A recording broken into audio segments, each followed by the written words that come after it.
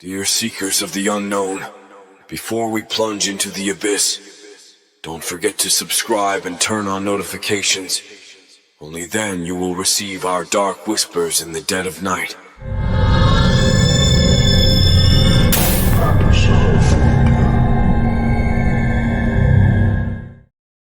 The Last Syringe, Unearthing the Abyssal Curse. Chapter 1. The Ghost City. A pall of silence lay over the abyss. A silence so deep and complete it seemed to muffle the very beat of Alex's heart as they stepped cautiously over the threshold where the city's welcome sign hung askew, proclaiming the heart of progress in peeling letters that mocked its current state. The city was a carcass of its former glory. Buildings loomed like monoliths to human achievement now surrendered to the creeping vines and the relentless march of decay. Windows shattered and soulless, gazed down upon the once bustling streets, now littered with the detritus of a civilization in abrupt cessation. Alex's footsteps disturbed the settled dust as they made their way through the heart of the city. Their pace was methodical, a rhythm honed by countless days on the run, each step measured, each breath a silent count in a world where noise meant death. The air was thick, not just with the mustiness of rot, but with the heavy weight of memories that clung to the deserted cars and silent shops. Alex could almost hear the echoes of life that once filled these streets. A child's laughter, the murmur of conversation, the thrum of life that was now as dead as the bodies that lay hidden in the shadowed alleys. Alex paused at an intersection, the skeletal remains of traffic lights swaying gently in a breeze that seemed to carry whispers. The whispers were not the comforting kind. They were the murmurs of the dead, the lost, the ones who wandered the streets not with purpose but with the eternal hunger of the damned. The city had been named for its towering achievements, its cutting-edge research facilities, and its vibrant community. Now, it was an abyss in truth, a place where hope came to die, where the darkness was not just in the absence of light, but in the very air one breathed. A noise to the left caught Alex's attention, a soft shuffling that set their nerves alight. They turned, hand reaching for the weapon at their side, a battered crowbar that had seen more use than they ever could have imagined. But it was only a newspaper, tattered and faded, scraping along the pavement in the wind. As Alex turned away, a glint caught their eye. Beneath the remnants of a shattered storefront window lay a book, its cover leather-bound and strangely intact amid the chaos. Curiosity drew Alex closer, the first flicker of genuine interest in a long time sparking within them. The book was heavy in their hands, the cover cool and slightly textured. Opening it, Alex found the pages within were filled with a neat, precise hand. The journal of someone who had lived through the early days of the outbreak. Someone who had thought to document what was happening, perhaps with the hope that someone might one day read it. The first entry was dated the very day the news began to report on a new, aggressive strain of flu. The writer spoke of the hospital wards filling up, of the strange aggression exhibited by the afflicted, of the way the city seemed to be holding its breath. As Alex turned the pages, the entries grew more frantic, the handwriting less steady. The writer spoke of quarantines, of riots, of the first chilling reports of the dead walking. They spoke of the fear that gripped the city, a fear so palpable it was as if you could reach out and touch it. The last entry ended mid-sentence. The ink smudged, as if the writer had been interrupted. The words, "They are here," stood out starkly against the page. Alex closed the journal, a sense of kinship with the unknown author stirring within them. They were not alone in this experience. The journal was proof of that. There had been others who had fought, who had tried to make sense of the chaos, who had tried to survive. With a new sense of purpose, Alex tucked the journal into their backpack. It was a link to the past, a guide of sorts and perhaps a warning. The day was waning, the light beginning to fade from the sky, casting long shadows across the city. It was time to find shelter, to rest, and to prepare. For in the abyss, the night belonged to the dead, and the living were just trespassers, hoping to see another dawn. Chapter 2: Echoes of the Past. As dusk descended upon the abyss, painting the sky in strokes of crimson and gold against the dark silhouette of the city, Alex found solace in an abandoned high-rise that pierced the skyline like a jagged tooth. Its once reflective windows were now opaque with grime, and the grand entrance was a gaping maw, the revolving doors stuck in an eternal stutter. With the crowbar serving as both tool and weapon, Alex wedged the door open and stepped into the cavernous lobby, the echoes of their own movements a stark reminder of their solitude. The remnants of luxury lay scattered, a chandelier lay shattered like a fallen star, and the reception desk was an altar to disarray, brochures for long-cancelled events fluttering in the wind that followed Alex in. Finding the stairs, Alex ascended, the beam of a flashlight cutting through the darkness, throwing distorted shadows on the walls. On the 10th floor, they found an apartment that seemed untouched by looters, its door ajar as if left in a hurry. Inside, the apartment was a time capsule, a slice of normalcy preserved amidst the chaos. There were pictures on the walls, smiling faces frozen in time, and a calendar marked with events never to be attended. Alex's heart twinged with a pang of loss, but survival took precedence over sentimentality. They secured the door, arranged a small nest of blankets in a corner away from the windows, and lit a candle. As the flame steadied, Alex pulled out the journal, the leather cover now a familiar weight in their hands. They opened to where they had left off, the final frantic entry of "They are here," and continued reading. The journal's author had been a virologist, Dr. Eliza Harrow, working at the city's main research hospital. Her entries started clinically, observations mixed with personal notes. She spoke of her team's work, of the pressure from above to find answers, of the growing fear as the infection rate climbed. But as the days passed, the clinical tone gave way to one of desperation. The virus was unlike anything they had seen, resistant to treatment, aggressive, and alarmingly virulent. The infected didn't die, at least not in the way they should. Instead, they turned. Dr. Harrow wrote of the first time she saw one of the turned, a colleague who had been bitten during a patient's violent outburst. She described the horror of watching someone she knew become something else, something hollow and hungry. The entries grew more erratic as society crumbled outside the hospital walls. The military had been called in, quarantine zones established, but nothing stopped the spread. The hospital became a fortress, the last stand for Dr. Harrow and her colleagues, as they worked tirelessly for a cure. Then came the breakthrough, or so they thought. A treatment showed promise, but it required more testing, time they didn't have. Dr. Harrow's handwriting trembled as she wrote of the decision to proceed with human trials, of the volunteers who were so desperate for hope they willingly accepted the risk. Alex could feel the weight of Dr. Harrow's guilt in the words that followed. The treatment was a failure. Not only did it not stop the infection, but it seemed to accelerate the mutation in some. The infected became more cunning, more coordinated.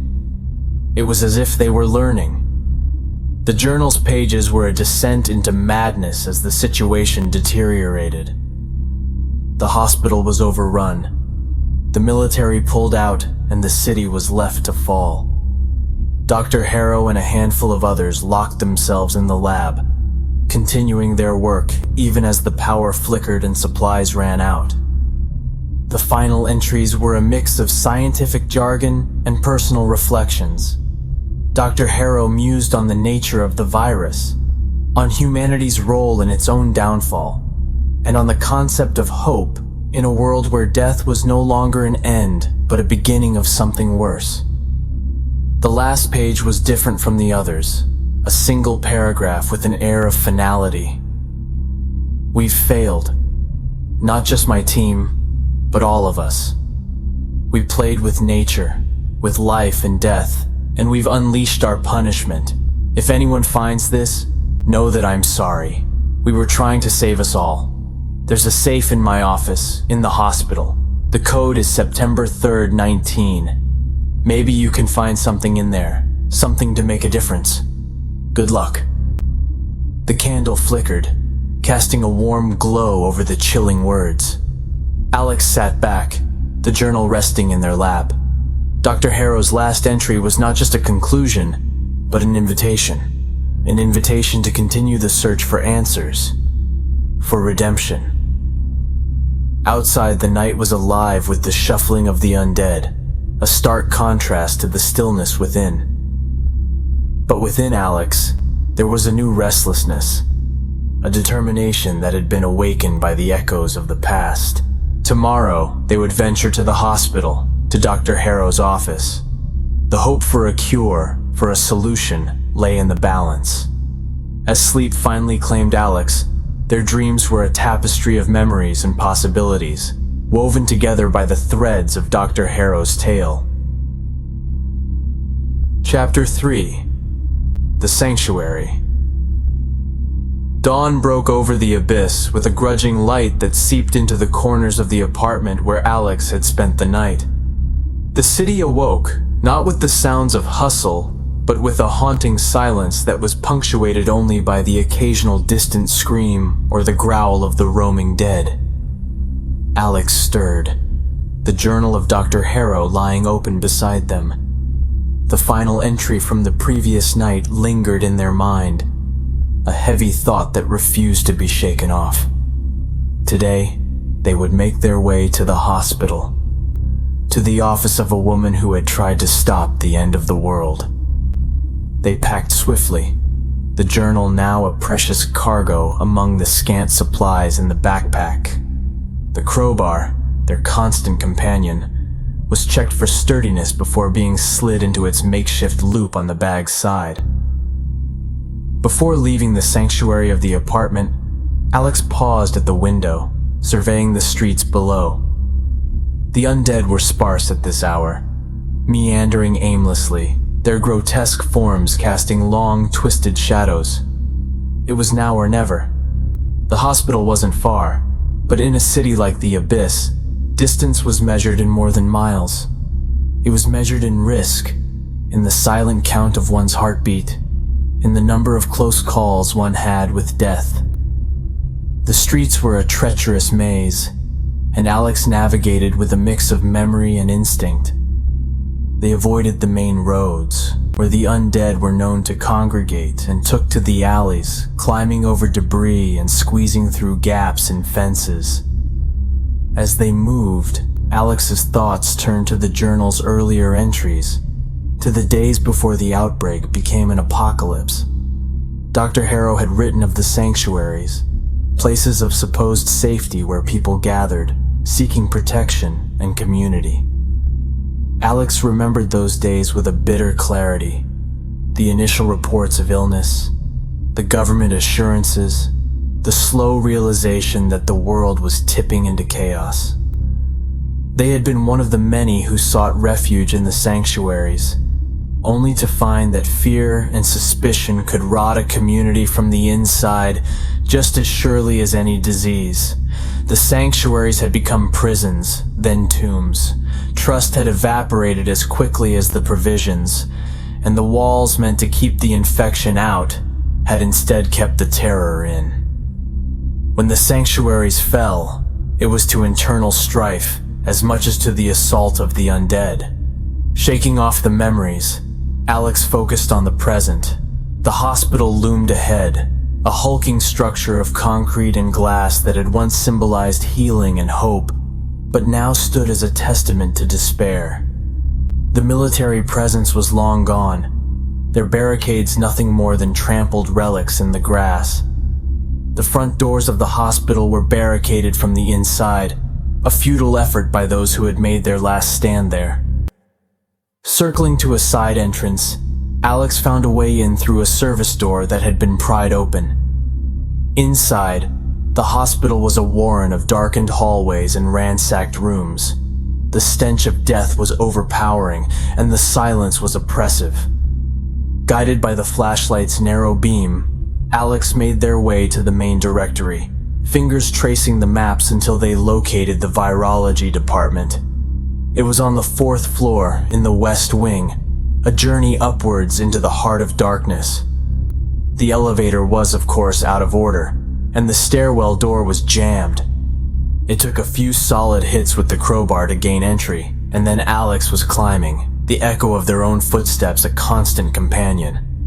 On the 4th floor, the door to the virology department was ajar, and Alex entered with a cautious push. Inside, the lab was chaos, the aftermath of panic and looting. Papers were strewn about, equipment smashed, vials broken. In the center of it all stood an office with frosted glass walls, the nameplate still attached. Dr. Eliza Harrow. Alex approached, heart thudding with anticipation. The office was in a similar state of disarray, but there, against the far wall, was the safe Dr. Harrow had written about. Its keypad was dust-covered but intact. Alex entered the code, September 3rd, 19, and held their breath. With a click, the safe's door swung open, revealing its contents. Inside, there was a stack of files, a few vials of clear liquid, and a digital recorder. Alex gathered the items, the weight of their potential heavy in their hands. The digital recorder had a single file. Pressing play, Alex's breath caught as Dr. Harrow's voice filled the room, a ghostly presence that seemed to hang in the air. The recording was a confession, an apology, and a revelation. Dr. Harrow spoke of the treatment, of the mutation, of a secondary project that had been underway, one that might offer a sliver of hope, a vaccine that had never made it to trial. Alex listened to the recording twice, then pocketed it along with the files and vials. The way back to the apartment was now a race against time, as the sun began its descent and the dead began their ascent into the waking world. The sanctuary of the apartment awaited, a place to study the newfound information, a place to rest before the fight continued.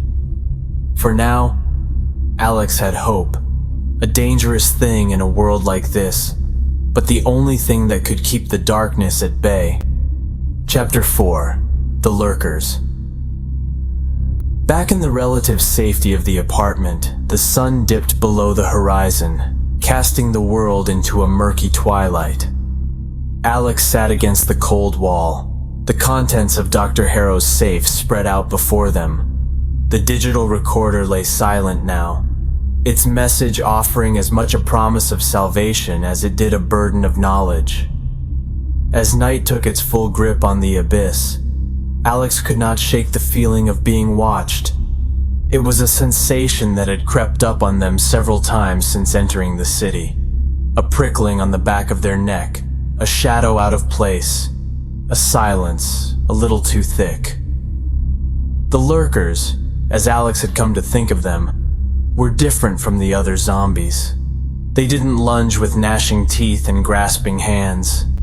They stood in the distance, unmoving, their eyes hollow yet seemingly fixated. It was as if they were waiting for something, or someone. With the apartment secured and the immediate threat outside at a distance, Alex's thoughts wandered to these strange new adversaries. Were they an evolution of the virus, as Dr. Harrow's notes had hinted? Or were they something else entirely? A side effect of the failed treatments and experiments that had been conducted in the city's final days?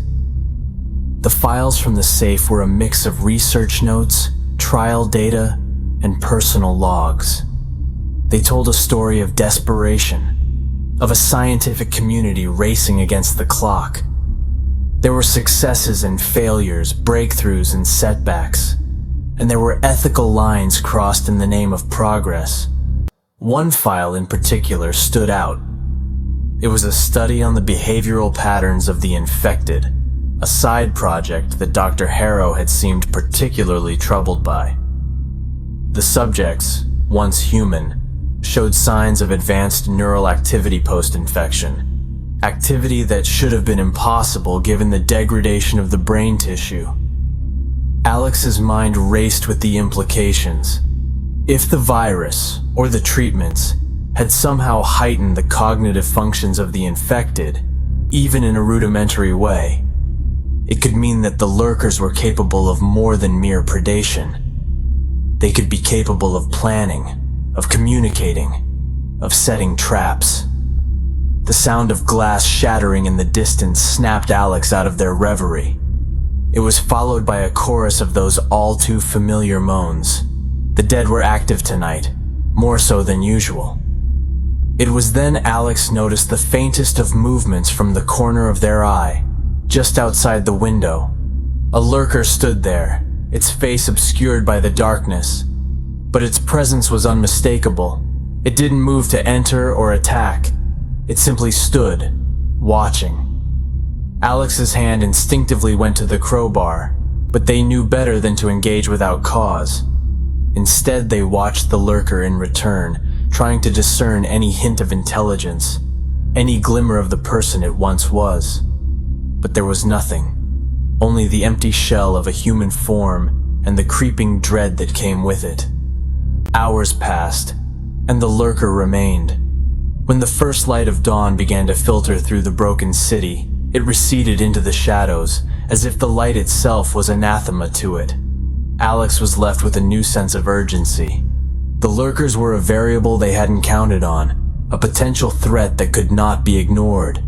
The journal, the recorder, the vials, all of it pointed to the hospital as the epicenter of this nightmare. If there was to be any hope of understanding the virus, of finding a way to combat it, Alex knew they needed to return to that place of death and uncover its darkest secrets. With the morning light as their ally, Alex packed their belongings, including the newfound research. The city was a different beast by day, less foreboding, but no less dangerous. The lurkers were out there, somewhere, and Alex would need to be ready for them. The chapter ends with Alex stepping out into the light, a silhouette against the backdrop of a world forever changed. In their hand, the crowbar is not just a weapon, but a tool, a means to pry open the doors to the unknown and to face the horrors that await inside. Chapter 5: The Fractured Group. Alex stood at the edge of the abyss, the morning sun casting long shadows over the broken streets. The day brought clarity, but the image it painted was stark. The city was a mausoleum, and its undead inhabitants the restless guardians of a gravesite that stretched as far as the eye could see. As they navigated through the desolation, the weight of the vials in Alex's pack was a constant reminder of the task at hand. They couldn't shake the feeling of the lurkers' eyes on them, watching from some unseen vantage point. The sensation was unsettling, but Alex pressed on, driven by a need to find answers. The journey was interrupted by a sound uncharacteristic for the dead city. A human voice. Alex followed it cautiously, crowbar at the ready. What they found was a group, fractured by internal strife, gathered around the remnants of a fire that had long since died. There were 5 of them, arguing about rations, about trust, about whether to stay put or keep moving. Alex's sudden appearance brought silence. Eyes wide with surprise and hands inching toward makeshift weapons, the group assessed the newcomer. Alex held their ground, their own eyes not on the weapons but on the faces before them. Faces that showed the strain of survival, the weariness of sleepless nights, and the scars of loss. The standoff lasted only a moment before a woman, who seemed to be the leader, stepped forward. "Who are you?" she demanded, her voice rough with distrust. Alex introduced themselves, keeping their explanation brief. They were a traveler, they said, just passing through. The mention of the hospital caught the group's interest, and after a tense exchange, they revealed their own purpose. They were looking for a place rumored to be safe, a sanctuary that perhaps had not yet fallen. Alex knew all too well the futility of such a search, but the group was adamant. They had come from all walks of life: a former nurse, a mechanic, a school teacher, a retail manager, and a young athlete. The apocalypse had leveled their playing fields, stripping them of their identities and leaving them united only by their shared desperation. The nurse, Jenna, spoke of the hospital she had worked in during the early days of the outbreak, of the chaos and the carnage she had witnessed. The mechanic, Omar, talked about the city's gridlock when the infection hit, a tangle of cars that became tombs for their occupants. The teacher, Eli, recalled the schools being converted into sanctuaries of the children he tried to protect. The manager, Tanya, told of the looting and the violence that erupted, and the athlete, Marcus, of the stadiums filled with people who thought they could outwait the pandemic. Their stories wove together into a tapestry of the end times, each thread a personal narrative of loss and survival. Alex listened, realizing that these people, these remnants of humanity, were not just potential allies, but living pieces of the story that had begun in Dr. Harrow's journal. Reluctantly, Alex decided to stay with the group, if only for a time. There was strength in numbers, and the journey to the hospital would be safer with companions. In exchange for sharing their destination, the group offered Alex a share of their provisions and a temporary alliance. As night fell, they huddled together in an abandoned storefront, taking turns keeping watch. Alex took the first shift, peering out into the darkness where the lurkers roamed. The air was colder now, the darkness more complete, but the flames of human resilience still flickered within the small sanctuary they had created. Despite their differences, the group shared a common goal: to survive, to find some semblance of the life they had lost. And for Alex, there was a new purpose. The group needed guidance, and perhaps, in helping them, Alex would find the key to unraveling the mystery of the abyss and the horrors it contained. The chapter closes with Alex, standing guard, looking out into the night, reflecting on the fragile nature of this new alliance. They knew that the path ahead would be fraught with peril, both from the undead and from the living. But for the first time since entering the city, Alex felt a flicker of something like hope. In this world of shadows, any light, no matter how faint, was worth following. Chapter 6. Whispers in the Dark. The broken storefront that housed Alex and the newly formed group stood as a silent sentinel in the encroaching darkness of the abyss. The refuge, once a place peddling the trivialities of a world long gone, now sheltered the remnants of humanity from the prowling death outside. Alex's mind was a tempest of thought as they stood watch. The dimming light from the candle stubs cast wavering shadows across the room, making the faces of the new companions seem to dance with the flame. The atmosphere was thick with the tension that nightfall brought, each creak and sigh of the building a chorus to the symphony of unease that filled the air. The group had settled into an uneasy silence, the kind that comes after the sharing of souls, and the realization that the past was a shared wound that none of them could escape. Jenna, her nurse's instincts never far from the surface, had taken to sorting the medical supplies they had scavenged.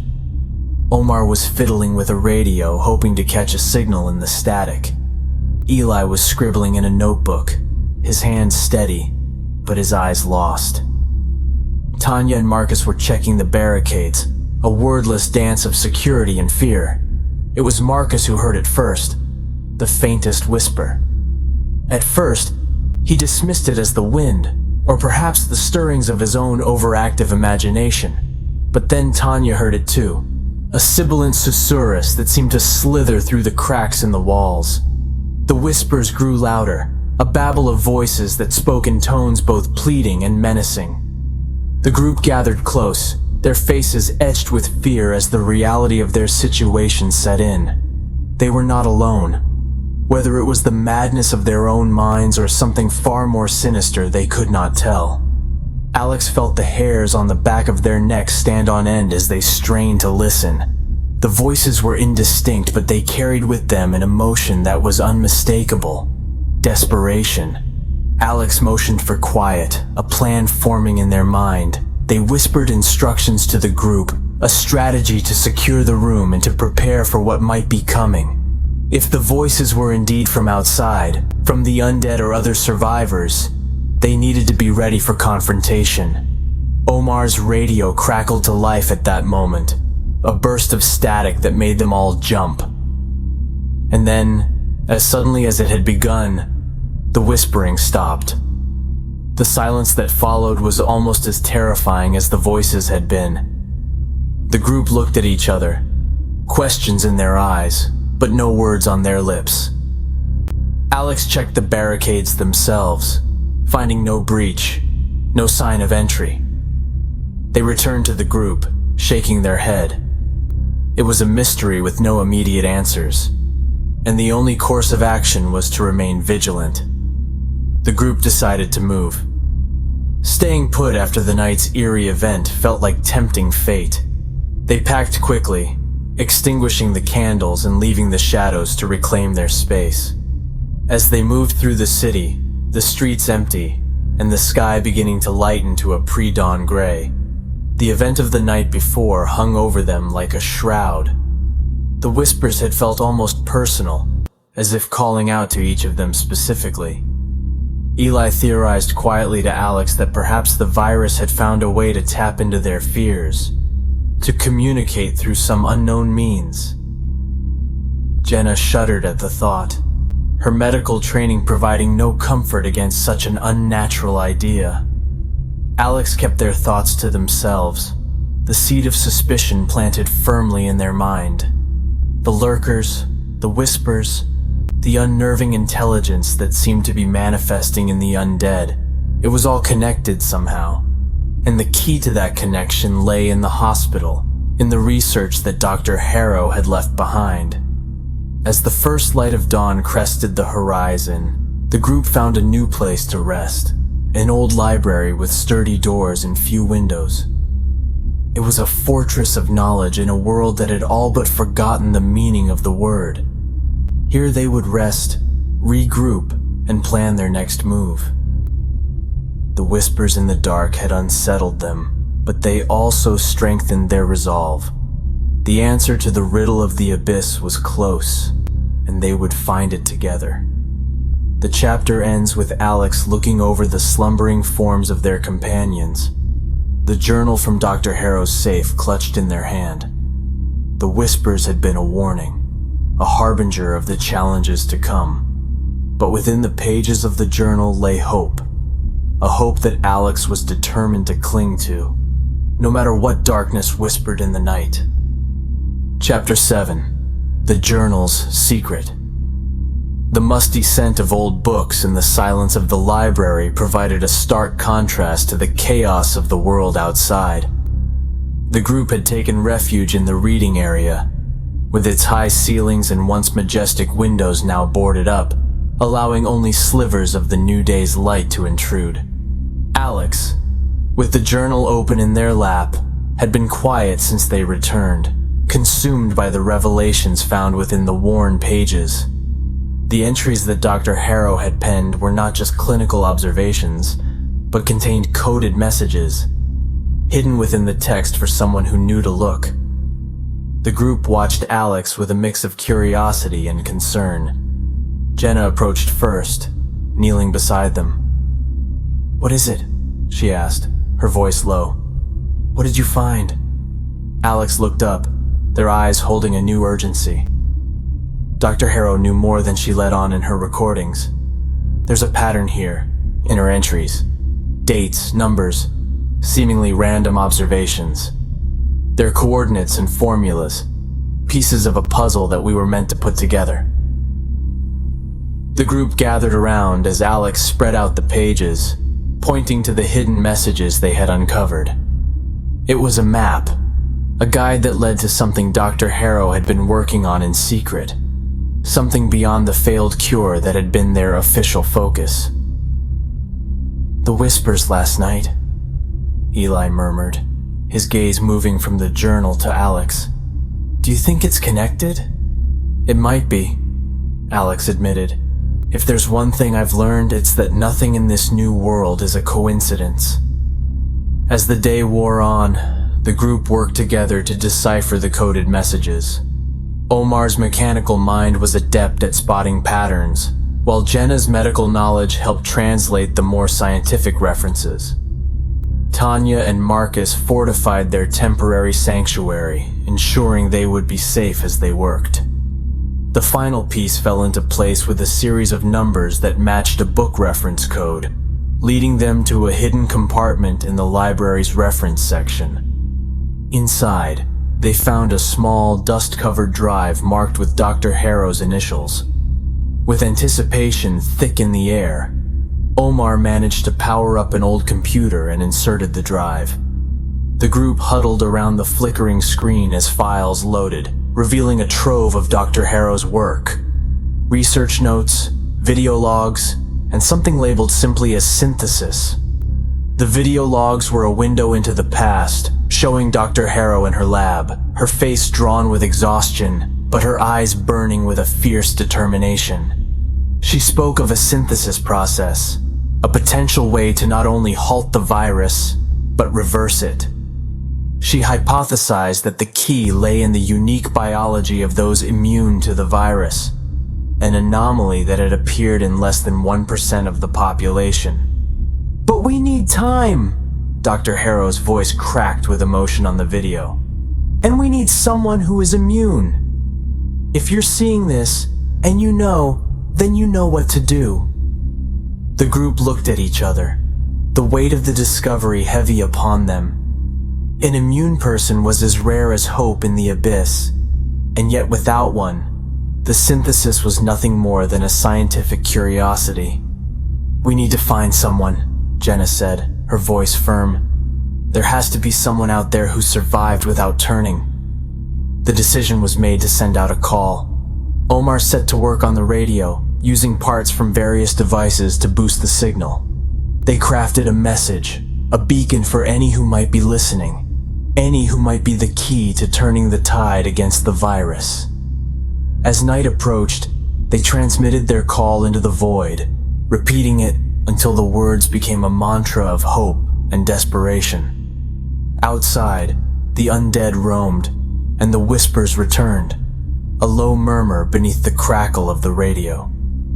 The group took turns keeping watch and broadcasting, the library a lighthouse in the darkness of a world gone mad. They spoke of plans, of what they would do if they found someone, of how they could possibly transport them back to the hospital, to the lab where the synthesis could be completed. Alex stayed at the radio as the others rested, their finger on the transmit button, their voice a lifeline cast into the night.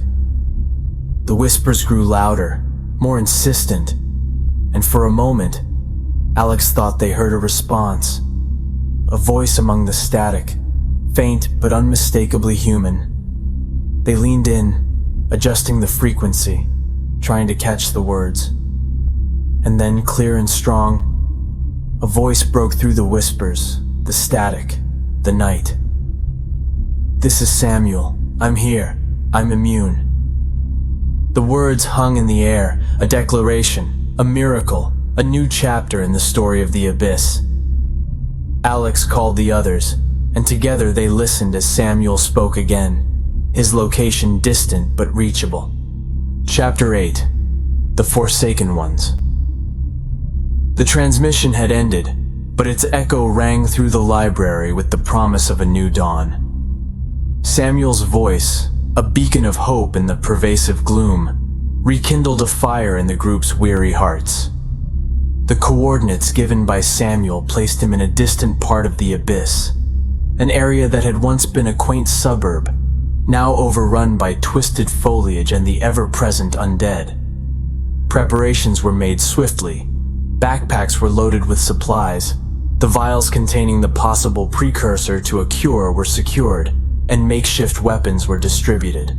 As the group set out, the library, their temporary sanctuary, became another memory, another place to be swallowed by the relentless tide of the apocalypse. The journey was treacherous. The undead, though generally slow and mindless, were unpredictable, and the lurkers were an ever-present threat with their silent, watchful menace. The group moved as one, a unit bound by a shared goal, their path taking them through the heart of the Abyss. Buildings that once echoed with life now stood as mausoleums, and vehicles lay abandoned, their owners having fled to unknown fates. It was in a clearing, amidst the wreckage of what seemed to be a makeshift campsite, that they encountered the Forsaken Ones. These were survivors, but unlike any they had seen before. These individuals had not just given up on escape, but they had embraced the new world, adorning themselves with trinkets made from the bones of the dead, their faces painted with ashes. The Forsaken Ones danced in eerie circles, their chants a disturbing mimicry of the whispers that had haunted the group's nights.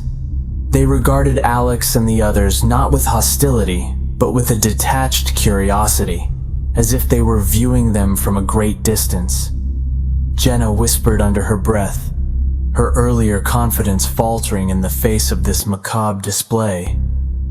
"What happened to them?" "It's the madness," Eli responded, his voice barely a murmur. "The same madness that grips the world. They've lost themselves to it." The leader of the Forsaken Ones, a tall figure with a crown of barbed wire, approached the group. His eyes were dark pools, and when he spoke, his words slithered like serpents in the dusk. "You seek the living amongst the dead," he rasped. "Why?"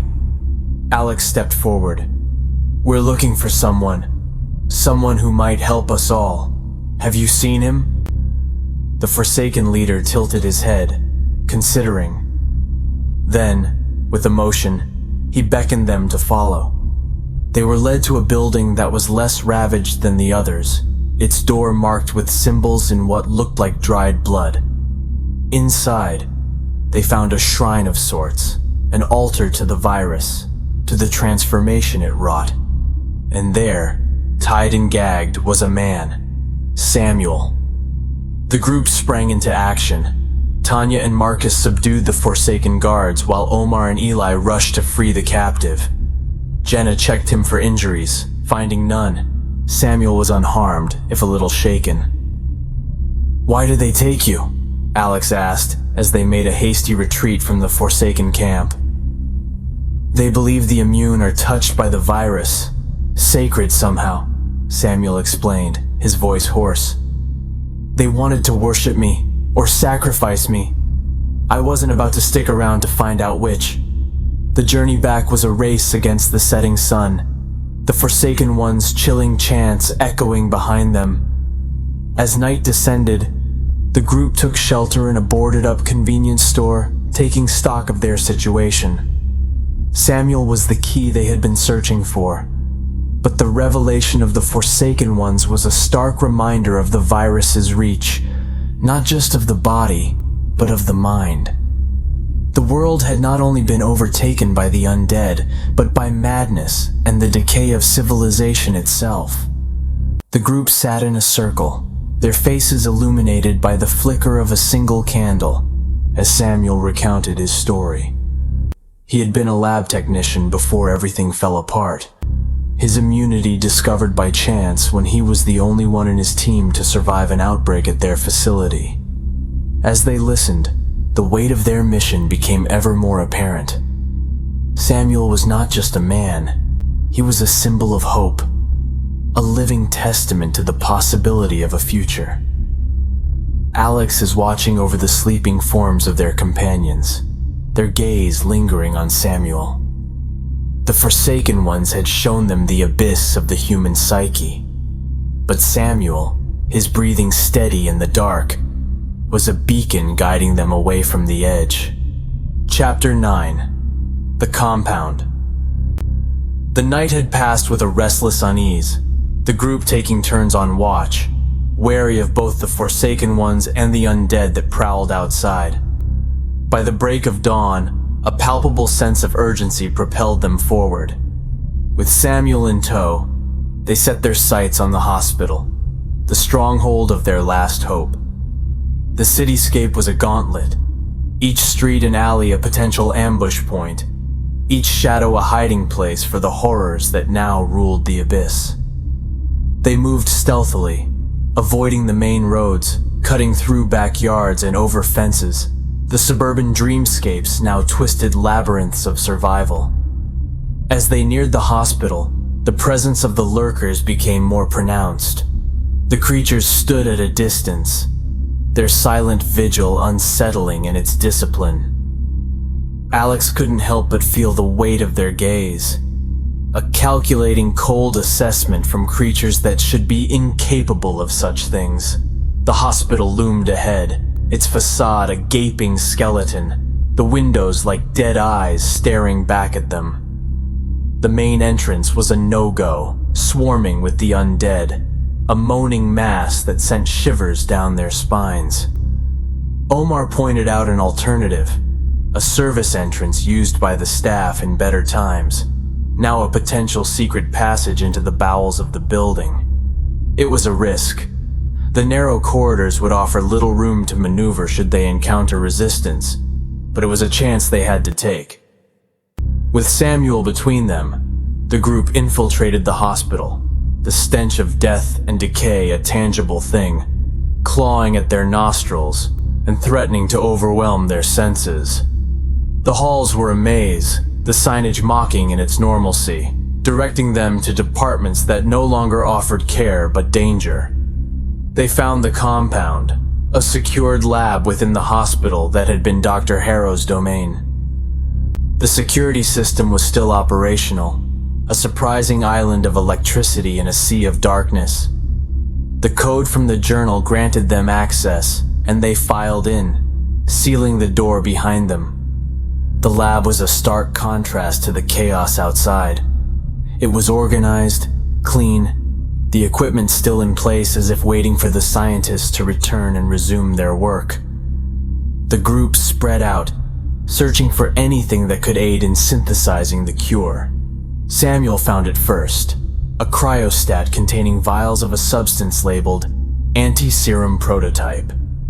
His hands trembled as he held one up to the light. "This is it," he said, his voice barely above a whisper. "This is what we've been looking for." The excitement was palpable, but so was the fear. They had the means to create a cure, but the process would be complex, and they were not virologists. They had the notes, the research, but the application was beyond their expertise. Jenna stepped forward, her face set in determination. "We can do this," she declared. "We have the instructions and we have the will. We'll learn and we'll succeed because we must." The group rallied around her, the task ahead daunting but not insurmountable. They worked in shifts, following the protocols outlined by Dr. Harrow, each step taken with a breath held, each success met with cautious optimism. As the synthesis began, the building seemed to take on a life of its own, the sounds of the undead outside growing louder, more frenzied.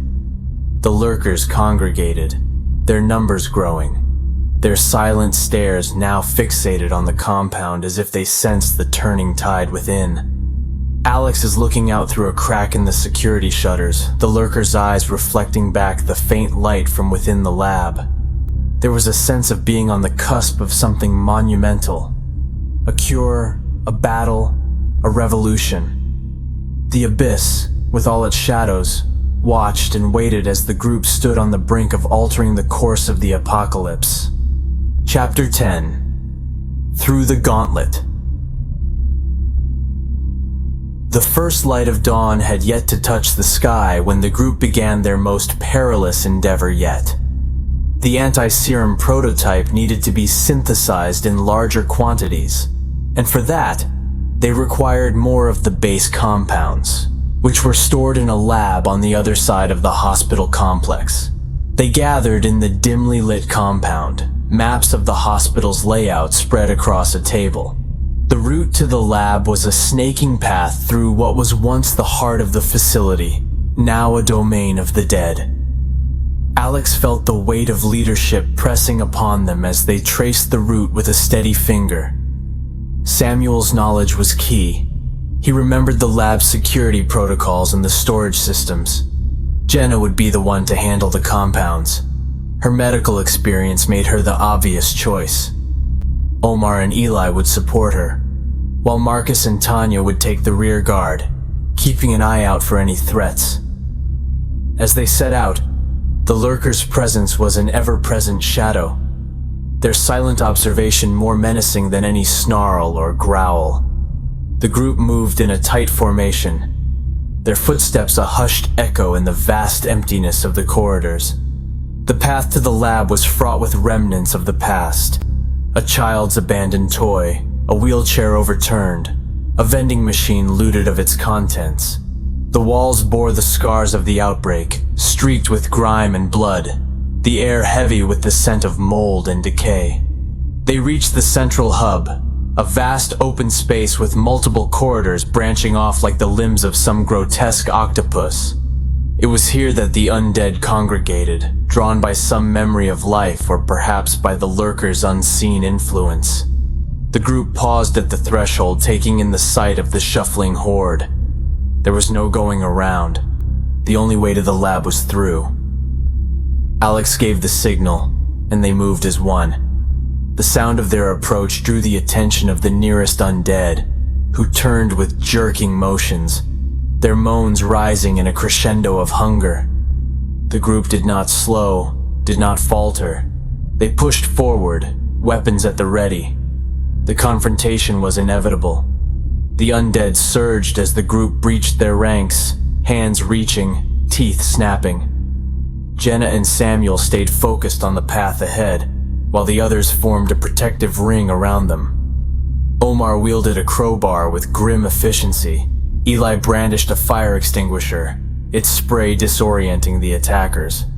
Marcus and Tanya fought back to back, their movements synchronized after countless days of survival. The group cut through the undead with a desperation fueled by the knowledge of what was at stake. They reached the lab entrance, the door ajar and inviting amidst the chaos. Inside, the lab was untouched, frozen in time. Vials and compounds lined the shelves in orderly rows, the fruits of a civilization that had burned itself out. Jenna and Samuel worked quickly to gather what they needed, their hands steady even as the sounds of the horde echoed through the door. The return journey was a blur, a frenetic dash through the gauntlet they had run before. They emerged into the relative safety of the compound, their bodies weary, their spirits lifted by the small victory. As they set about synthesizing the anti-serum, the group dared to hope, to dream of a world reclaimed from the brink. But Alex knew better than to relax. The lurkers had been watching, waiting, and as the night fell, their vigil seemed to intensify. Chapter 11. Revelations. The sterile white of the lab was a stark island in the dark sea that was the Abyss. Inside, the group worked tirelessly, synthesizing the anti-serum with Samuel's immunity as the cornerstone. Every vial filled was a beacon of hope. Each seal closed a prayer for the future. Outside, the hospital remained under the silent siege of the lurkers. Their numbers had grown, and their silent watch unnerved the group. A psychological assault as relentless as the physical threat of the undead. In the lab, The synthesis was nearing completion when the first crack in their defense appeared. A small oversight in the barricade that Marcus and Tanya hastily repaired. It was a reminder of their vulnerability, of the delicate balance between life and death. As they fortified their position, Eli stumbled upon a set of documents that had been overlooked, tucked away in a drawer in Dr. Harrow's office. The papers were a revelation. Detailed accounts of a government experiment gone awry, a biological weapon that had mutated beyond control, the origin of the outbreak. The group gathered to hear the truth. Dr. Harrow had been part of it. Her research co-opted by a military obsessed with creating the ultimate weapon. The virus had been their creation, and the apocalypse their legacy. Anger and disbelief rippled through the group. Samuel's fists clenched as he absorbed the news, the betrayal stinging deeper than any wound. Jenna's face was a mask of sorrow, the understanding that their suffering had been engineered by human hands, a bitter pill to swallow. Alex felt the weight of the new knowledge like a physical blow. The fight for survival was no longer just about the undead. It was about confronting the monsters that had walked among them, the architects of their doom. But there was no time for rage or grief. The undead, drawn by some unfathomable instinct, began to press against the hospital's entrances, their moans a growing storm. The lurkers' vigilance turned active, their movements coordinated as they began to herd the horde, guiding them with an eerie purpose. The group's resolve hardened. They would not let the truth destroy them. They would not let the sins of the past dictate the future. With the anti-serum complete, they had a weapon, a means to fight back against the darkness. Alex rallied the group, their voice steady despite the chaos that loomed outside. "This changes nothing," they proclaimed. "We have our mission. We have the cure. We finish this for ourselves, for those we've lost, for the world that we will rebuild." The plan was desperate but clear. They would distribute the anti-serum, starting with the hospital's own ventilation system, turning the building into a bastion against the virus. From there, they would reach out, find survivors, and spread the cure. As the undead battered the doors, the group worked with feverish speed, pouring the anti-serum into the hospital's HVAC system. The hiss of the vents starting was the sweetest music they had ever heard. The effect was not immediate, but as the anti-serum spread, the undead began to falter.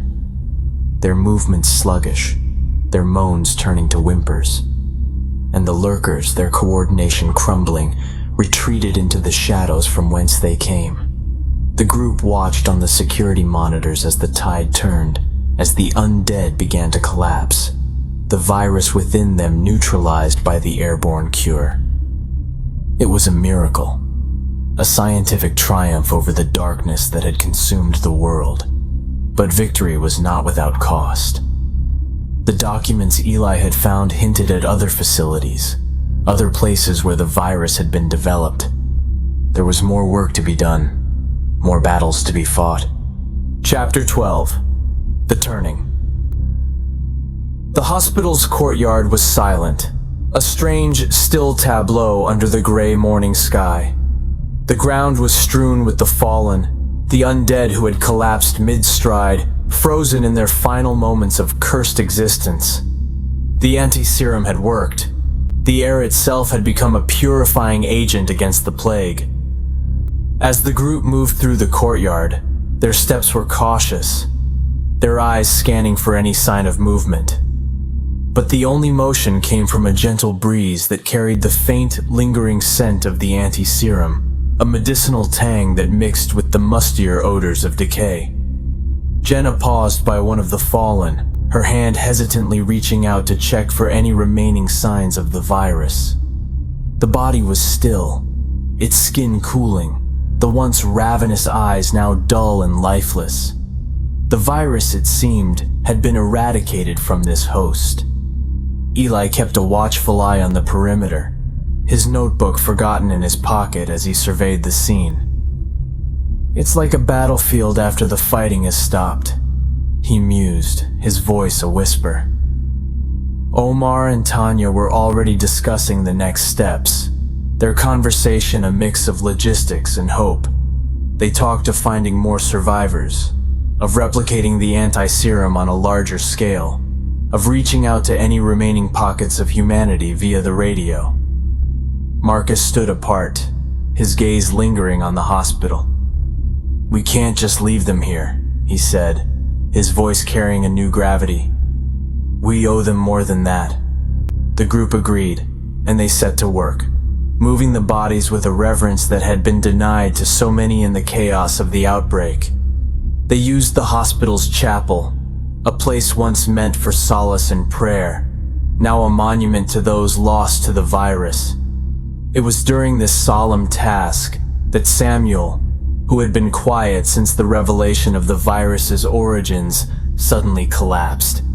Jenna was at his side in an instant, her medical instincts kicking in as she assessed his condition. But it wasn't the virus that had struck Samuel down. It was exhaustion, compounded by the emotional weight of being the linchpin in humanity's salvation. As he rested, watched over by Jenna, the others continued their grim work. Alex, however, felt a nagging unease that wouldn't subside. The victory felt hollow, the silence of the courtyard not a peace, but a pause. The documents Eli had discovered indicated other facilities, other instances of the virus being weaponized. The threat might have been mitigated here, but it lingered like a shadow at the edge of their triumph. As the day waned, the group gathered in the chapel, the last of the bodies laid to rest. Their faces were a mosaic of sorrow and determination, each one marked by the trials they had endured.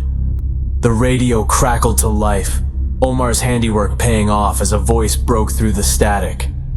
"This is Sanctuary Base calling. We read you. We have survivors. We need assistance." The transmission was a jolt, a spark that reignited the purpose in their hearts.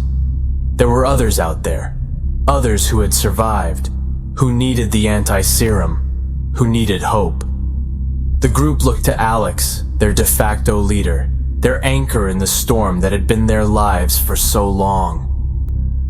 Alex felt the weight of their gazes, the expectation, the need for direction. "We'll go to them," Alex declared, their voice steady. "We'll take the anti-serum, and we'll bring back anyone we find. This is just the beginning." Chapter 13. The Descent.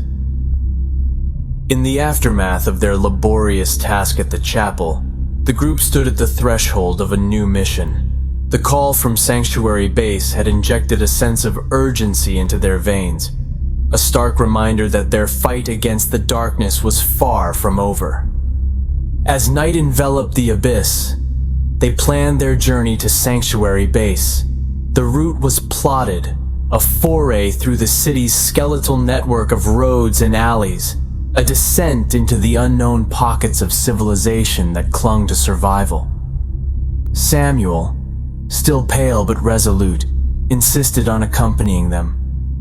"My immunity, the cure, it's not just mine to hold," he said, his voice carrying the weight of his conviction. "It belongs to everyone still fighting to breathe, to live."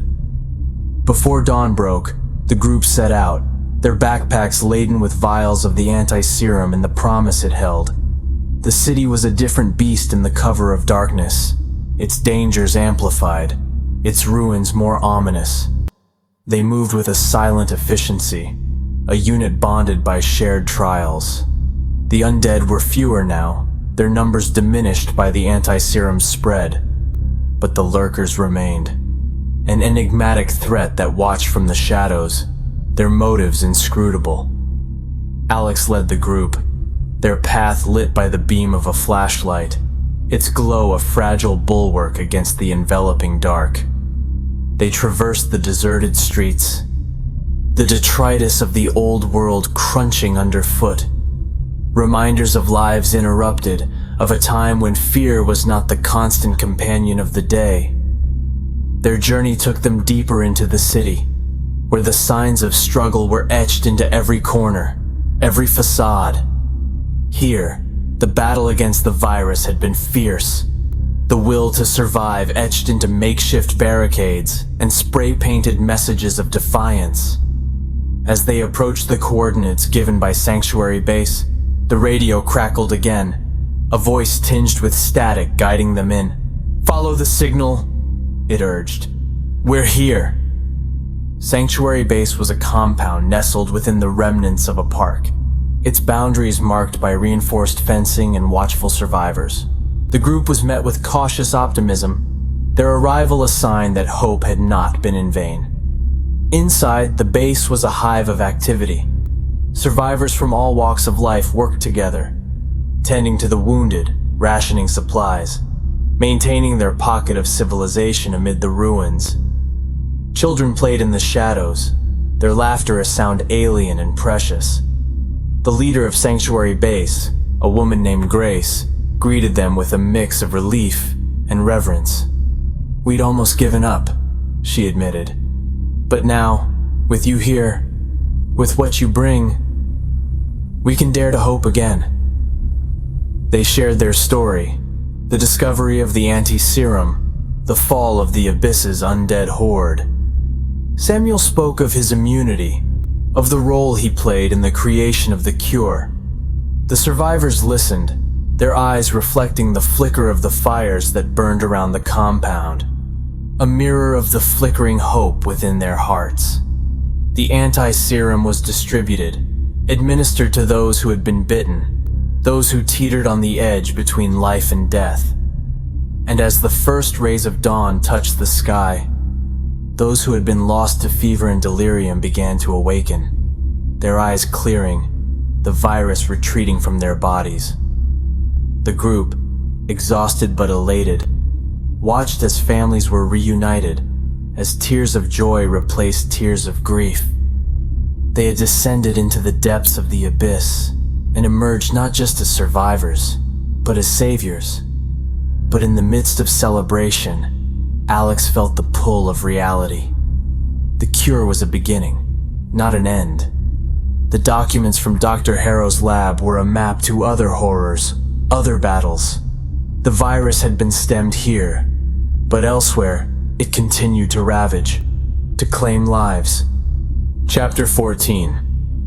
The Remnant.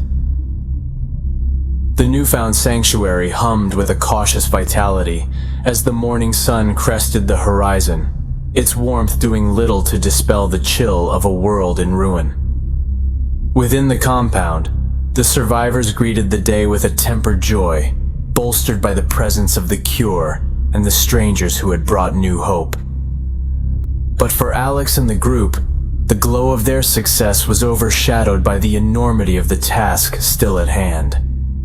They gathered in a makeshift command center, a map of the city and its surroundings sprawled across a table, a spiderweb of routes marked in different colors.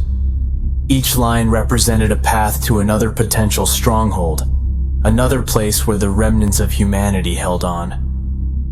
Grace joined them, her eyes serious. "We've had contact with other groups," she said, pointing to a series of marks on the map. "If the cure works, we need to reach them next." The group agreed, but as they planned their next moves, a commotion arose from the edge of the compound. A lone figure approached, staggering with the weary determination of one who had traveled too long. It was a scientist from one of the facilities mentioned in the documents discovered by Eli, a remnant of the team that had worked alongside Dr. Harrow before the world had turned upside down. His uniform was tattered, his ID badge still clinging to his lab coat, and his eyes wild with the trauma of what he had escaped. "I know about the cure," he gasped, his voice ragged. "I have information, data that can help." The survivors gathered around as the scientist, Dr. Ethan Walker, recounted his tale. He spoke of a parallel project to Dr. Harrow's, One that had sought not just to combat the virus, but to control it, to harness it. When the outbreak had spiraled beyond containment, his facility had been abandoned, left to the dead and the dying. Dr. Walker had taken with him a hard drive, a repository of research, experiments, successes, and failures, a digital chronicle of humanity's last stand against its own creation. The data contained therein was a treasure trove, a potential key to not just stopping the virus, but eradicating it completely. The revelation ignited a fire within the group. With Dr. Walker's data, they could advance their work on the anti-serum, refine it, and perhaps develop a vaccine. But the drive needed to be decrypted, its secrets laid bare for them to use. As they set to work, the compound buzzed with renewed purpose. Samuel and Jenna pored over the data with Dr. Walker, their heads bent together in concentration. Omar and Tanya fortified the defenses, ensuring the safety of the sanctuary. Eli documented everything, his pen flying across the pages of his notebook, capturing history as it unfolded. Marcus stood guard at the perimeter, his gaze sweeping the landscape beyond. The lurkers had retreated, but the threat they posed lingered in the air, a silent storm on the horizon. Hours turned into days as the group worked tirelessly. The hard drive revealed its secrets slowly, yielding data that was both promising and terrifying. The virus was more complex than they had imagined, a chimeric beast of science gone awry. As the puzzle pieces came together, a plan emerged. They would synthesize a new version of the anti-serum, one tailored to the virus's intricacies, its particular strain of destruction. It was a gamble, but it was one they were willing to take. Chapter 15. The Cure. In the heart of Sanctuary Base, under the harsh glow of fluorescent lights, the group huddled around a laboratory bench cluttered with petri dishes, microscopes, and an array of scientific paraphernalia. Dr. Walker, with Samuel and Jenna at his side, was the picture of concentration, his hands steady as he combined the anti-serum with the new compound synthesized from the data. This was it, the culmination of their efforts, the potential dawn of a new era. The compound, now a luminescent liquid, was ready for testing. The lab, once a place of last-ditch efforts, had become a crucible for hope. Alex watched, the tension like a coiled spring within them. Success here meant more than just survival.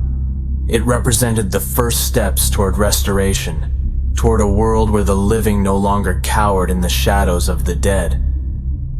As they initiated the first trial, the air was thick with anticipation. They had chosen the most afflicted within the base, those who had been bitten but not yet turned, the virus incubating within them like a silent bomb. The administration of the compound was met with immediate reaction. The patients' fevered moans subsided, their thrashing stilled, and slowly, like the breaking of a fever, they calmed. Color returned to ashen cheeks, ragged breathing evened out, and eyes that had been clouded with impending death cleared. The group watched in awe as, one by one, the patients recovered, their bodies ridding themselves of the virus that had been a sentence of certain death. It was nothing short of a miracle, wrought by science and the indomitable will of those who refused to surrender. But their victory was tempered by the reality of the task that lay ahead. To truly eradicate the virus, the cure needed to be produced in vast quantities and distributed far beyond the walls of Sanctuary Base. Grace approached Alex, her expression one of gratitude mingled with concern. "We've made contact with others," she said, handing Alex a list of coordinates. "They're all waiting, hoping. We need to reach them, to bring them this cure." The plan was daunting. They would have to travel to the other facilities that Dr. Walker's data had revealed, each potentially a stronghold of survivors. each a beacon in the darkness. They needed to secure more of the base compounds, to convert labs like this one into production stations for the cure. The group divided the tasks among them, playing to each member's strengths. Omar and Tanya would lead teams to reinforce and prepare the other bases for mass production. Jenna and Samuel would oversee the replication of the cure. Eli would document everything, ensuring that the knowledge would not be lost again. Marcus would train the survivors in defense, turning the base into a fortress against any threat. And Alex, with Dr. Walker and a small team, would set out to the furthest reaches, to those clinging to life in the most remote sanctuaries. They would spread the word, deliver the cure, and gather the scattered remnants of humanity. As the group set out on their respective missions, the atmosphere was one of quiet resolve. There was no room for fanfare or celebration. The road ahead was fraught with uncertainty. The specter of the virus still loomed large despite their recent success. Chapter 16. The Horde's Heart. The convoy trundled through the ravaged arteries of the Abyss, its cargo more valuable than any treasure. Alex, in the lead vehicle, kept a steady hand on the wheel, their eyes fixed on the path ahead. Dr. Walker sat beside them, maps and datapads littered between them, a navigation guide through the post-apocalyptic sprawl. As they approached the heart of the city, where the outbreak had first taken its monstrous grip, the signs of the initial chaos were frozen in time, a tableau of the moment when the world had changed forever. Here, the Horde had been thickest, a mass of infected humanity that had once swarmed the streets like a tide of death. Their destination was the research facility that had been the virus's birthplace, now the epicenter of the Horde. The facility housed the mainframe that controlled the production and distribution of the cure, but to reach it, they would have to pass through the densest concentration of the undead. The air was thick with the stench of decay, a miasma that seeped into the vehicles despite the sealed windows. The lurkers were present too, their silent forms lining the streets, their intentions unknowable. As they neared the facility, the convoy came to a halt. The road ahead was blocked, the undead a writhing barrier of flesh and bone. Alex knew they had to clear a path or risk losing everything they had fought for. Marcus stepped out first, his weapon, a modified chainsaw, roaring to life. The sound was a clarion call, the undead turning their grotesque heads toward the noise. The battle was brutal, the group fighting as a single entity, their moves practiced and precise. Samuel, his body the vessel of immunity, stood protected by Jenna and Dr. Walker, his blood the blueprint for the cure that flowed through their weapons, a modified aerosol that weakened the undead, making them easier to dispatch. The lurkers, once a menacing audience, now retreated as the tide of battle turned.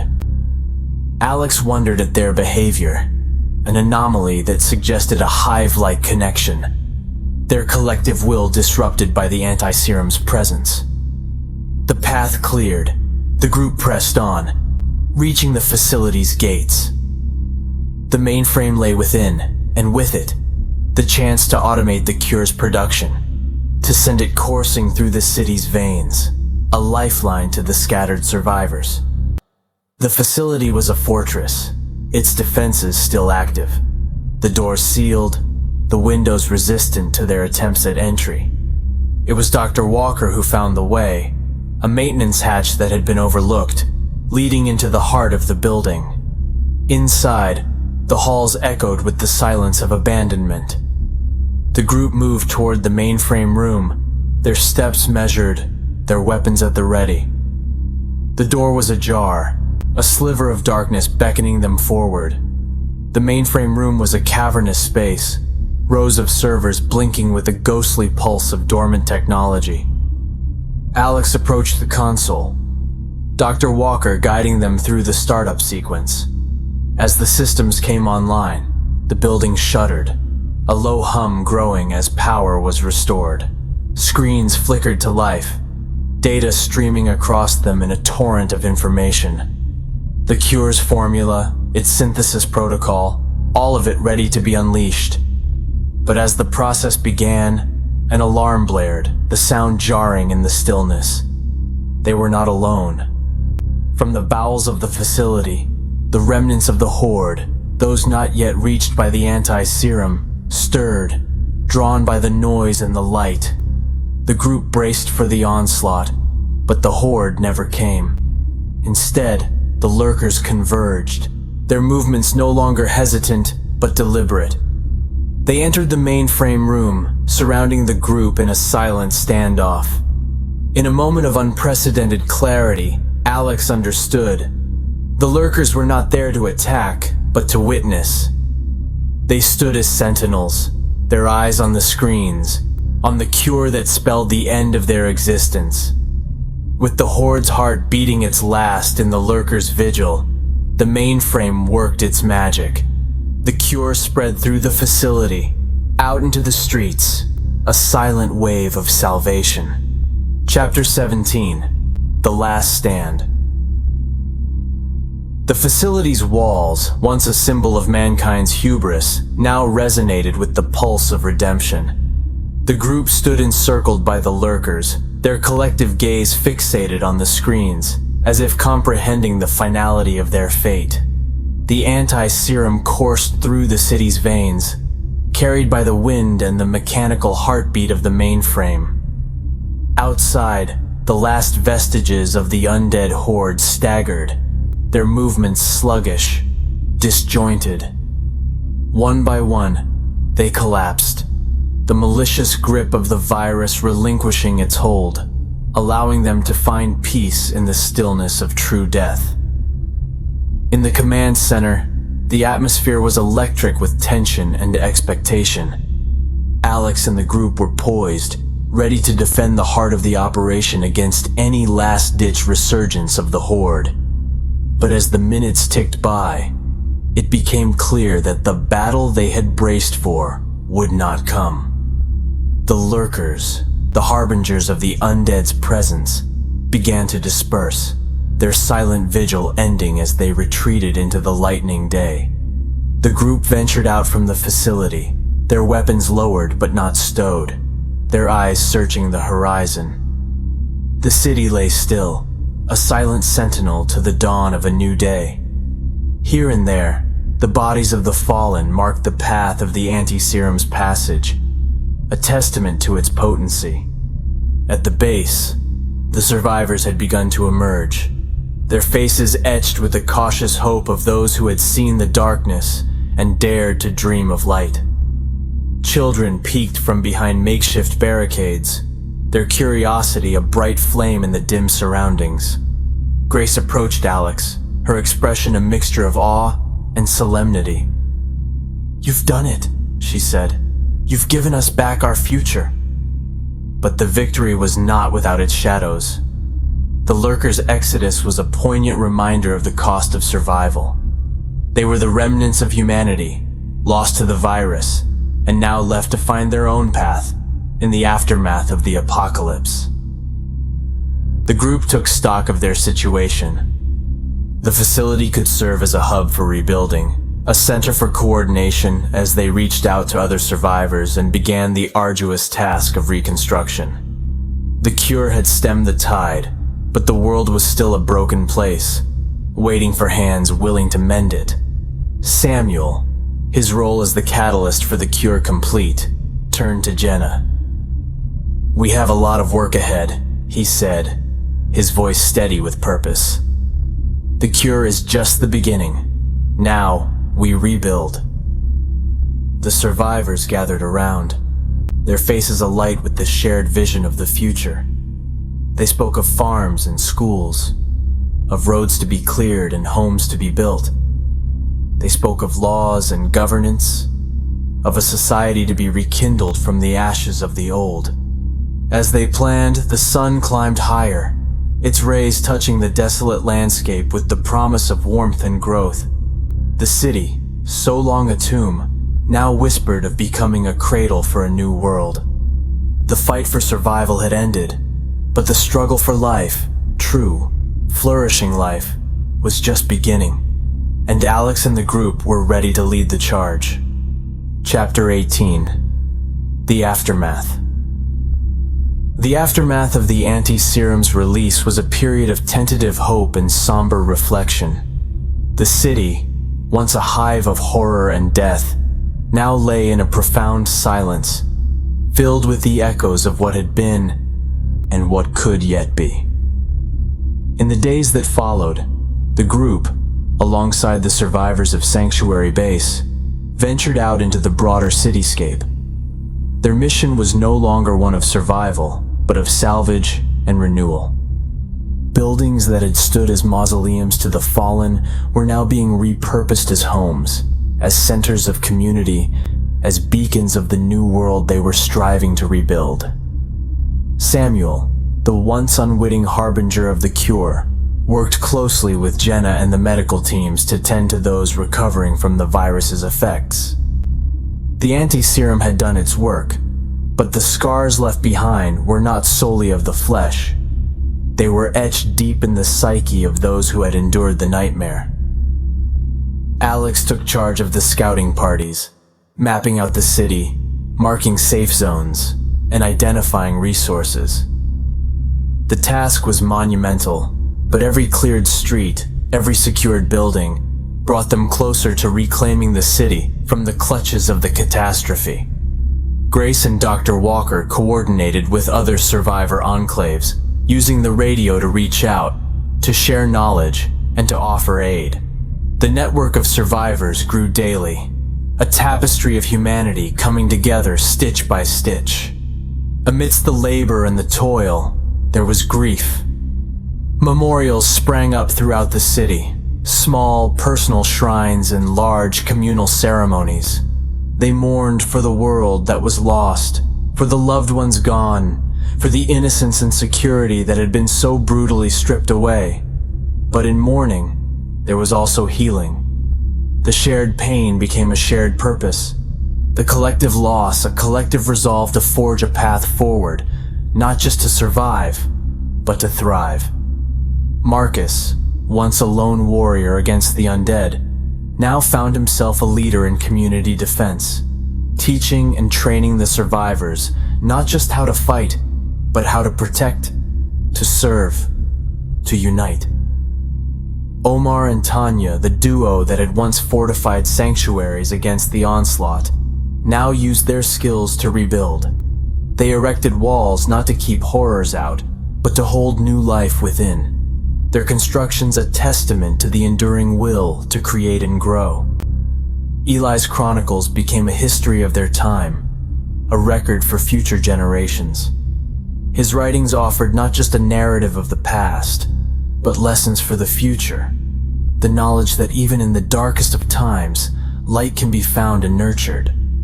In the center of the city, where the horde had once roamed with insatiable hunger, a garden was planted.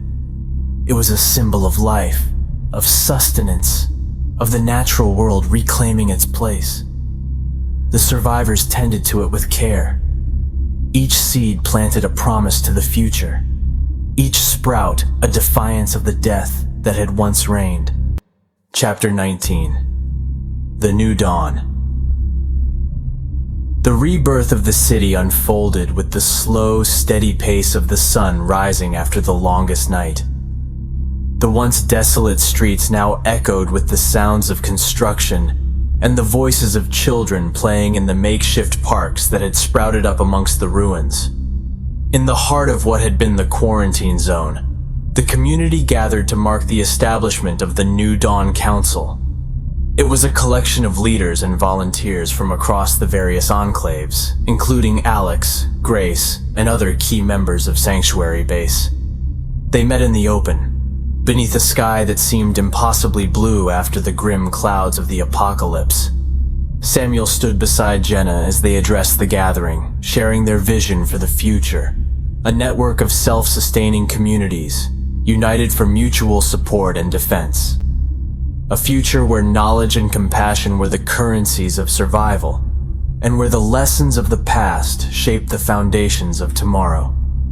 The air was filled with the buzz of discussion and debate, the clatter of rebuilding, and the occasional crackle of the radio, now a lifeline connecting the disparate pockets of survivors. Through it, they shared successes and setbacks, innovations and discoveries, and the simple, profound joy of human connection. Omar and Tanya presented the blueprint for a citywide communication system, using salvaged technology to create a web of information exchange.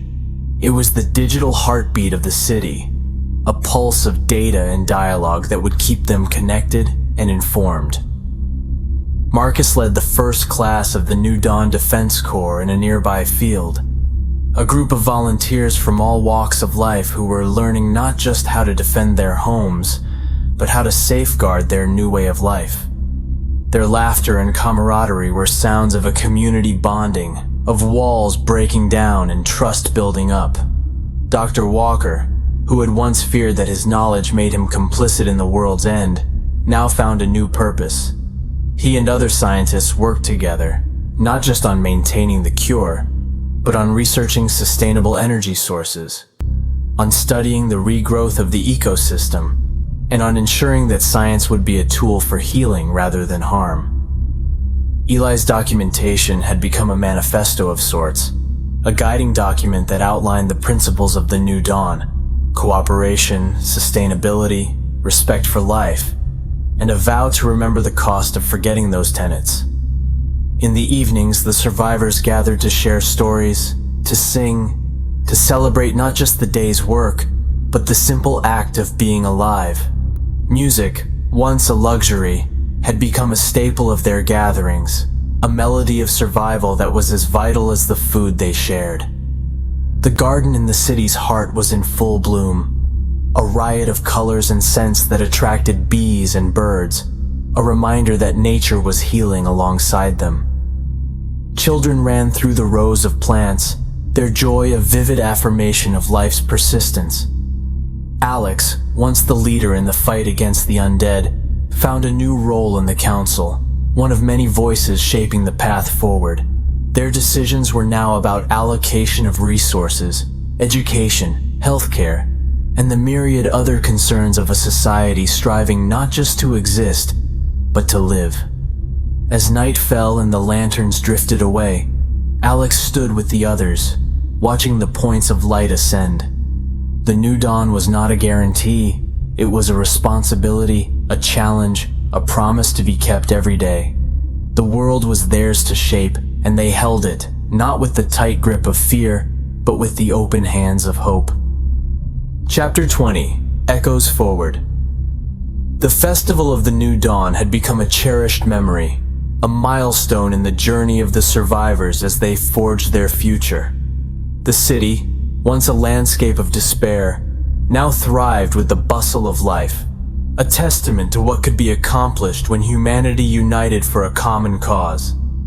The council had convened in the heart of the reborn city, beneath the sprawling branches of a tree that had witnessed the fall and rise of this new civilization. Here, Alex stood before the assembly, not as a leader, but as an equal among many, their voice one of many in the chorus that would decide their